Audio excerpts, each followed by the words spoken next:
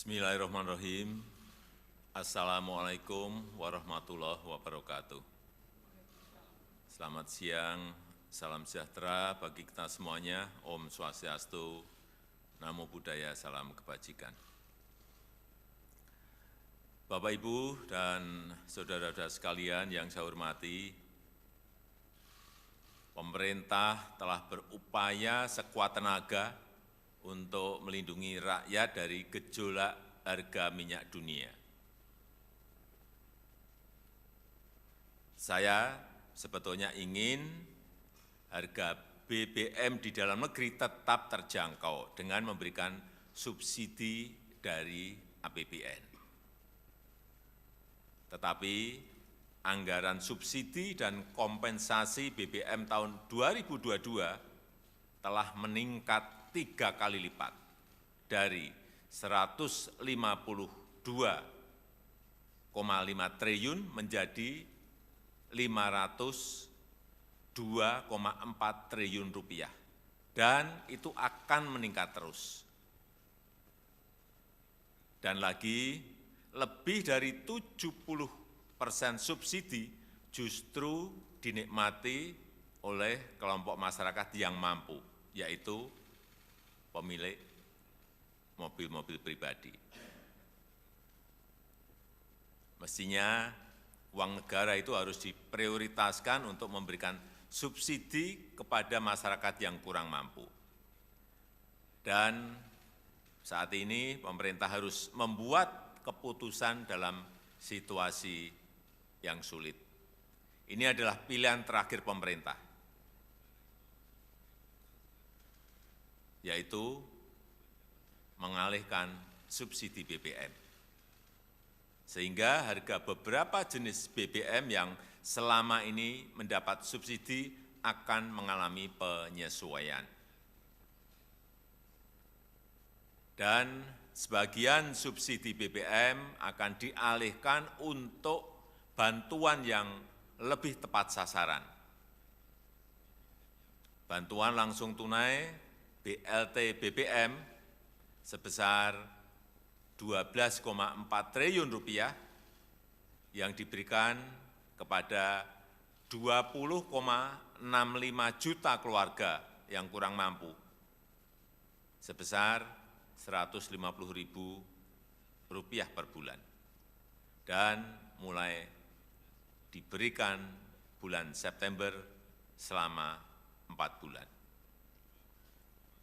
Pemerintah juga menyiapkan anggaran sebesar 9,6 triliun rupiah untuk 16 juta pekerja dengan gaji maksimum 3,5 juta rupiah per bulan dalam bentuk bantuan subsidi upah yang diberikan sebesar Rp600.000.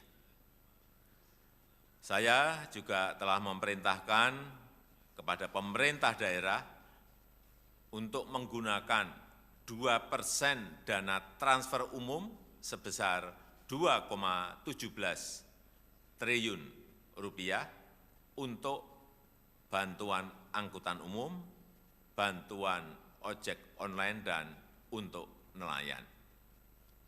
Pemerintah berkomitmen agar penggunaan subsidi yang merupakan uang rakyat harus tepat sasaran. Subsidi harus lebih menguntungkan masyarakat yang kurang mampu. Selanjutnya, saya minta Menteri ESDM, Menteri Keuangan, dan Menteri Sosial untuk bisa memberikan penjelasan yang lebih rinci. Terima kasih. Wassalamualaikum warahmatullahi wabarakatuh. Silakan, Pak Menteri.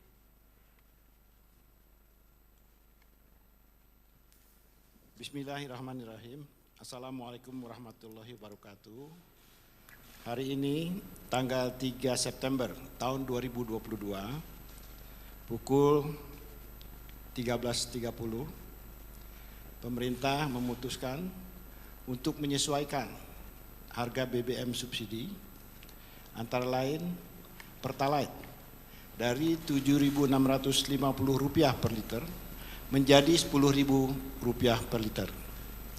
Kemudian solar subsidi dari Rp5.150 per liter menjadi Rp6.800 per liter. Pertamax non subsidi dari Rp12.500 per liter menjadi Rp14.500 per liter.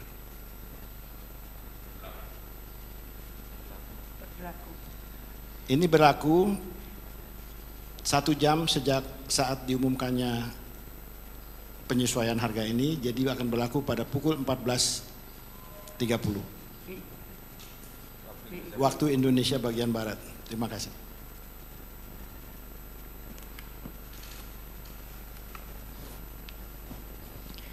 Terima kasih.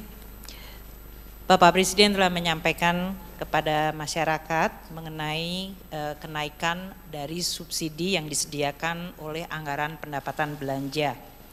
Jadi tadi telah disampaikan bahwa anggaran subsidi yang selama ini dalam Perpres 98 di mana pemerintah sudah menaikkan 3 kali lipat adalah dalam bentuk kenaikan subsidi untuk BBM dan LPG dari tadinya hanya 77,5 triliun ke 149,4 triliun rupiah. Sedangkan untuk listrik dari 56,5 triliun naik ke 59,6 triliun rupiah dan kompensasi untuk BBM dari 18,5 triliun menjadi 252,5 triliun rupiah dan kompensasi untuk listrik naik dari 0 menjadi 41 triliun sehingga total subsidi dan kompensasi untuk BBM, LPG, listrik itu mencapai 502,4 triliun. Angka 502,4 triliun dihitung berdasarkan rata-rata dari ICP yang bisa mencapai $105 per barel dengan kurs Rp14.700 per dolar Amerika dan volume dari Pertalite yang diperkirakan akan mencapai 29 juta kiloliter, sedangkan volume dari solar bersubsidi adalah 17,44 juta kiloliter. Masyarakat saat ini bertanya karena harga minyak dalam sebulan terakhir agak mengalami penurunan. Kami terus melakukan penghitungan dengan harga minyak ICP yang turun ke $90 sekalipun, maka subsidi masih akan atau harga rata-rata 1 tahun ICP itu masih di 98,8 atau hampir $99.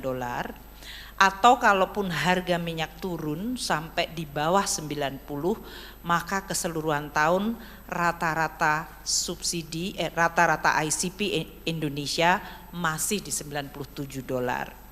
Nah, dengan perhitungan ini maka angka kenaikan subsidi yang waktu itu sudah disampaikan di media dari 502 triliun tetap akan naik tidak menjadi 698 namun 653 triliun kalau harga ICP adalah rata-rata 99, yaitu tadi turun ke $90 sampai Desember. Sedangkan kalau harga ICP di 85 sampai Desember, maka kenaikan subsidi akan tetap yaitu 502 triliun menjadi 640 triliun. Ini adalah kenaikan 137 triliun atau 151 triliun tergantung dari harga ICP. Perkembangan dari ICP ini harus dan akan terus kita monitor karena memang suasana geopolitik dan suasana dari proyeksi ekonomi dunia masih akan sangat dinamis. Kami akan terus mengalokasikan subsidi bagi masyarakat tadi antara 591 apabila harga ICP-nya ada di 85 atau 605 triliun apabila harga ICP di 99. Apabila harga ICP di atas 100, maka total subsidi kepada masyarakat dalam bentuk BBM masih akan mencapai 649 triliun. Inilah yang tadi disampaikan oleh Bapak Presiden, maka sebagian dari tadi belanja yang tadinya adalah untuk keseluruhan subsidi adalah digunakan untuk memberikan bantuan sosial kepada masyarakat. Kita juga akan memantau dampak inflasi dan pertumbuhan ekonomi serta kemiskinan dari kenaikan BBM yang diumumkan oleh Bapak Menteri ESDM. Kita perkirakan dengan adanya bansos yang diberikan tambahan 24,17 triliun, maka kita bisa menahan pertambahan jumlah kemiskinan sehingga tetap bisa kita jaga dan bahkan kita upayakan menurun melalui program-program pemerintah lainnya. Demikian Bapak Presiden, terima kasih. Terima kasih. Jadi kami ingin menjelaskan bahwa saat ini dari rencana 20,65 juta KPN penerima manfaat itu sudah siap salur di PT POS 18.486.756. Sisanya sebesar sedang proses cleansing karena seperti kita ketahui misalkan kita ngumumkan hari ini jam ini 1 jam atau berapa menit kemudian ada yang meninggal. Jadi kita perlu cleansing, masih ada 313.244 keluarga penerima manfaat di PT POS yang sedang kita cleansing bersama. Nah, pemberian ini akan kita berikan 150.000 4 kali, namun kita berikan dalam 2 tahap. Jadi per tahapnya Rp300.000.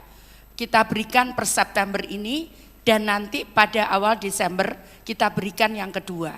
Nah, di dalam perjalanan itu apabila tadi untuk mengantisipasi itu, maka warga bisa mengusulkan, kami punya situs namanya Usul Sanggah, jadi warga bisa mengusulkan dirinya sendiri ke dalam program Usul Sanggah itu, dan kami akan cek di lapangan antara daerah dengan pendamping kami. Kami punya pendamping 70.000 di seluruh Indonesia.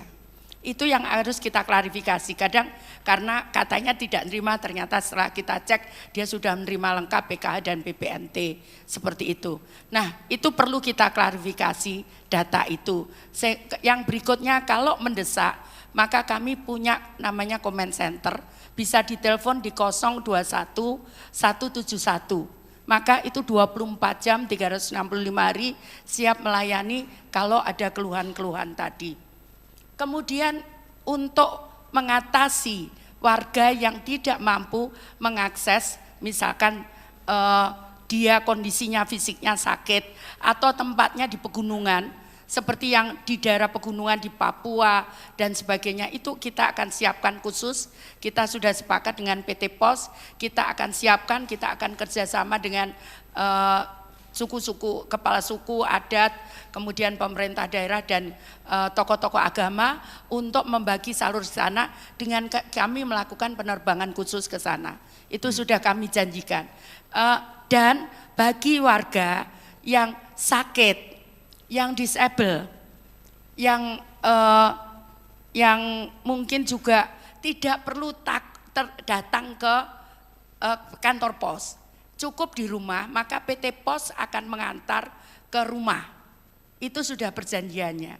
Jadi tidak perlu, tinggal nanti mengecek saja, itu gratis dengan telepon ke tadi cek bansos dan usul sanggah dan comment center 021 171 itu gratis, bisa dicek di situ apakah kami kenapa kami belum terima, maka kami akan tindak lanjuti. Jadi yang sakit, sekali lagi yang lansia, yang mungkin jauh tidak bisa mengakses ke PT POS, tidak usah khawatir, kami akan antar ke rumah masing-masing. Seperti itu. Ada pertanyaan? Silakan. Baik, terima kasih Pak Jokowi dan Bapak Ibu. Saya Yasin dari TV One. Pak, yang pertama kira-kira nanti proyeksinya dengan metode seperti ini bisa tepat sasarannya berapa persen? Dari tadi kan tidak tepat sasaran, kita kan 70%. Dengan metode ini harapannya bisa menurunkan supaya bisa tepat sasaran berapa persen. Kemudian selanjutnya setelah ini kan sampai Desember Pak, apakah nanti tahun depan akan ada anggaran baru lagi untuk subsidi atau seperti apa? Terima kasih. Jadi bantuan sosial ini setiap bulan sesuai dengan Undang-Undang Nomor 13 Tahun 2011 itu kami perbaiki setiap bulan. Jadi di undang-undang itu sebetulnya 1 tahun 2 kali. Tapi karena kondisi perubahan di daerah itu cukup pesat, maka kemudian kita melakukan perubahan setiap bulan. Jadi setiap bulan saya membuat SK baru dan itu masukan dari daerah dan usul sanggah tadi. Jadi masyarakat bisa mengusulkan sendiri. Nanti kita memang harus kita verifikasi karena kalau tidak kita verifikasi nanti tidak sesuai juga. Jadi tetap kita verifikasi. Nah, itu masukan itu kita perbarui setiap bulan. Itu dari daerah. Karena memang di Undang-Undang Nomor 13 Tahun 2011 itu kewenangan data itu ada di daerah. Itu. Daerah memang harus mengupdate setiap bulan ada yang meninggal. Kami juga cross check dengan data kependudukan dan sebagainya. Jadi kalau dengan data kependudukan clear kita juga dapat penilaian dari KPK cukup bagus soal ini. Seperti itu. Tadi pertanyaannya kalau dengan kenaikan apakah perbaikan dari alokasi subsidi BBM akan menjadi lebih baik. Jadi subsidi kalau memang melalui komoditas yang tadi saya sampaikan bahwa dengan adanya kenaikan harga BBM tadi sekitar di $100 atau bahkan kalaupun turun ke $95, maka jumlah subsidi BBM dan listrik masih akan sebesar 647 triliun atau 653 triliun kalau harganya agak menurun sedikit seperti sekarang sampai Desember. Dana subsidi ini memang masih akan dinikmati oleh mereka yang punya mobil. Jadi memang subsidi yang melalui komoditas seperti BBM tidak bisa dihindarkan, pasti dinikmati oleh kelompok yang memiliki kendaraan yang mengkonsumsi subsidi tersebut. Oleh karena itu memang untuk menciptakan keadilan yang lebih baik kita memberikan kepada kelompok 40% terbawah. Tadi yang oleh Bu Risma 20,67 juta itu adalah 30% masyarakat termiskin. Kemudian yang dari Ibu Menaker untuk 16 juta itu kira-kira bisa mengcover hampir mendekati 50% masyarakat yang dalam posisi ekonomi terbawah. Itulah yang disebutkan 24,17 juta adalah untuk mereka. Pertanyaan kedua untuk tahun depan di dalam Undang-Undang APBN dan sekarang masih dibahas dengan DPR, kita mengajukan subsidi BBM sebesar 336 triliun.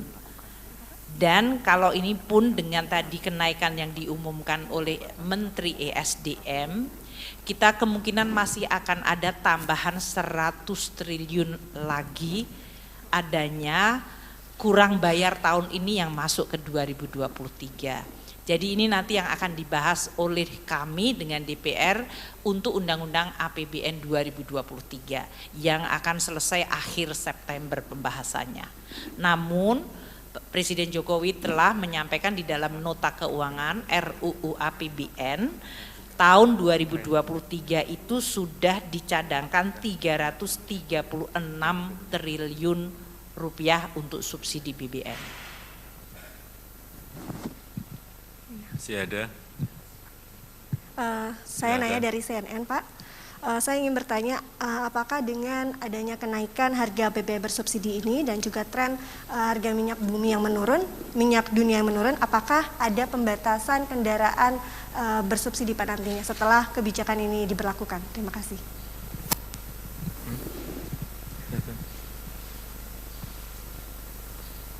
Baik, izin.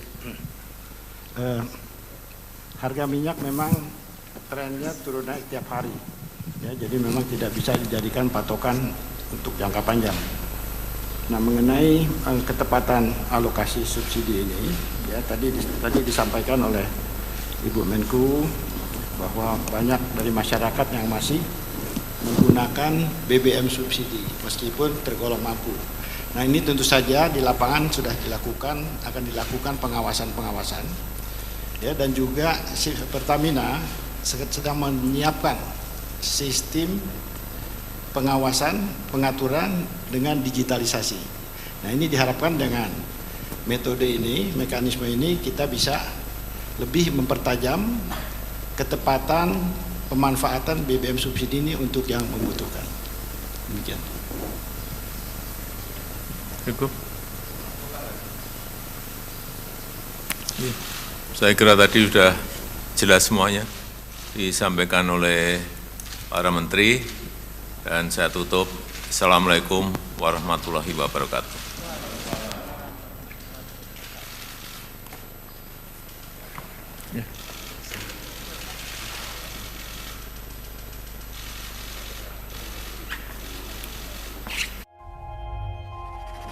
Tidak euforia yang berlebihan. Kita semuanya harus percepat proses vaksinasi ini dan tetap taat terhadap protokol kesehatan, terutama memakai masker.